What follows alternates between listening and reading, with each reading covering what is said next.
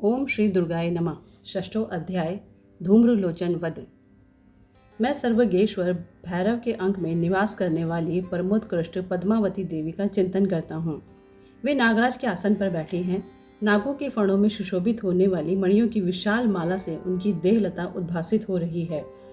सूर्य के समान उनका तेज है। 3 नेत्र उनकी शोभा बढ़ा रहे हैं। वे हाथों में माला, कुंभ, कपाल और कमल लिए हुए हैं तथा उनके मस्तक में अर्धचंद्र का मुकुट सुशोभित है। ऋषि कहते हैं, देवी का यह कथन सुनकर दूत को बड़ा अमर्ष हुआ और उसने दैत्यराज के पास जाकर सब समाचार विस्तार पूर्वक कह सुनाया।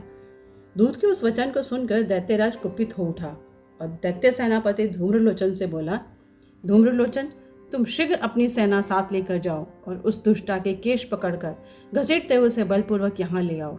उसकी रक्षा करने के लिए यदि कोई दूसरा खड़ा हो तो वह देवता, यक्ष अथवा गंधर्व ही क्यों ना हो, उसे अवश्य मार डालना। ऋषि कहते हैं, शुंभ के इस प्रकार आज्ञा देने पर वह धूम्रलोचन दैत्य 60,000 असुरों की सेना को साथ लेकर वहां से तुरंत चल दिया। वहां पहुंचकर उसने हिमालय पर रहने वाली देवी को देखा और ललकार कर कहा, अरे तो शुंभ निशुंभ के पास चल।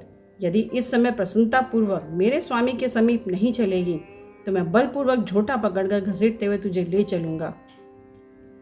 देवी बोली, तुम्हें दैत्यों के राजा ने भेजा है। तुम स्वयं भी बलवान हो और तुम्हारे साथ विशाल सेना भी है। ऐसी दशा में यदि तुम मुझे बलपूर्वक ले चलोगे तो मैं तुम्हारा क्या कर सकती हूँ। ऋषि कहते हैं, देवी के यूं कहने पर असुर धूम्रलोचन उनकी ओर दौड़ा। तब अंबिका ने हुम शब्द के उच्चारण मात्र से उसे भस्म कर दिया। फिर तो क्रोध में भरी हुई दैत्यों की विशाल सेना और अंबिका ने एक दूसरे पर तीखे सायकों, शक्तियों तथा फरसों की वर्षा आरंभ की। इतने में ही देवी का वाहन सिंह क्रोध में भरकर भयंकर गर्जना करके गर्दन के बालों को हिलाता हुआ असुरों की सेना में कूद पड़ा। उसने कुछ दैत्यों को पंजों की मार से, कितनों को अपने जबड़ों से और कितने ही महादैत्यों को पटक कर ओठ की दाढ़ों से घायल करके मार डाला। उस सिंह ने अपने नखों से कितनों के पेट फाड़ डाले और थप्पड़ मारकर कितनों के सिर धड़ से अलग कर दिए। कितनों की भुजाएं और मस्तक काट डाले तथा अपनी गर्दन के बाल हिलाते हुए उसने दूसरे दैत्यों के पेट फाड़कर उनका रक्त चूस लिया।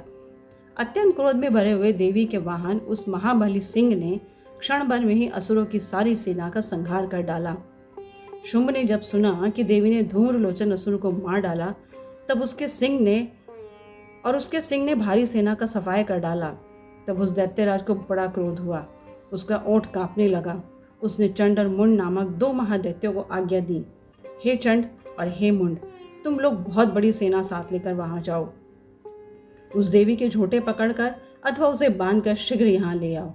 यदि तुम इस प्रकार उसको लाने में संदेह हो तो युद्ध में सब प्रकार के अस्त्र शस्त्रों तथा समस्त आसुरी सेना का प्रयोग करके उसकी हत्या कर डालना।